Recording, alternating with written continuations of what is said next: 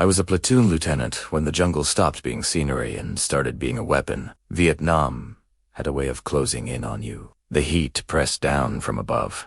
The mud pulled at your boots, and the dense trees blocked the sky until direction became pure guesswork. We were moving along a narrow trail near a river bend, tasked with clearing an area that intelligence had described as lightly traveled. Back then, intelligence was wrong more often than it was right. Suddenly, the point man froze without a word. That quiet stillness told me everything I needed to know. I raised my fist, and the whole platoon halted, spreading out just enough to breathe but not enough to disappear into the thick foliage. The jungle was quiet, but it wasn't peaceful. It felt like it was waiting.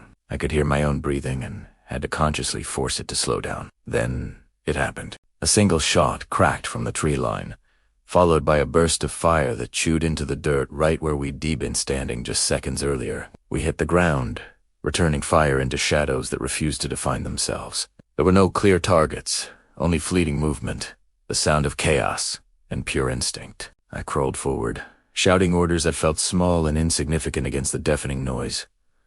Left flank, hold. Right, push, 10 meters. My entire world narrowed down to decisions that were measured in heartbeats. Leadership in that moment wasn't about some grand strategy.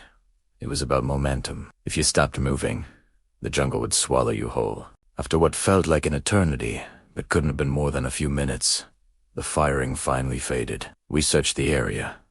No boaties, no retreating silhouettes, just the forest, reclaiming its heavy silence. We regrouped, checked each other over, and counted heads. Everyone was still breathing. At that moment, that was enough. We pulled back before nightfall. You learn quickly not to linger when the ground knows you better than you know it. As we moved away, I glanced back one last time at the trail behind us. It already looked untouched, as if we had never even been there at all. I remained a platoon lieutenant after that patrol. I had the same rank, same responsibilities, but I understood something I hadn't before. In Vietnam, the enemy didn't always need to defeat you. Sometimes, all it had to do was remind you that the jungle was never, ever on your side.